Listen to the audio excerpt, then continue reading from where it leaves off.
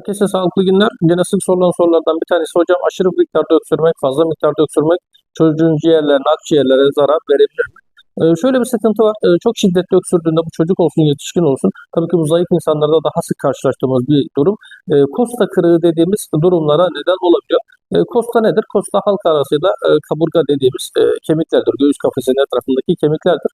Dolayısıyla çok şiddetli öksürürse bir insan, bir çocuk ya da bir yetişkin, özellikle zayıf insanlarda daha çok görüyoruz. Bu şiddetli öksürüğe bağlı kosta kırıkları, yani kaburga kırıkları ortaya çıkabilir. Bu kaburga kırılmaları da bazen tabii ki altında bulunan akciğere zarar verme durumları olabiliyor. Dolayısıyla nadir olmakla birlikte şiddetli öksürüğü olan insanlarda kosta kırığı, yani kaburga kırığı gibi durumlar ve buna bağlı sıkıntılar ortaya çıkabilir. Herkese mutlu, sağlıklı günler diliyorum.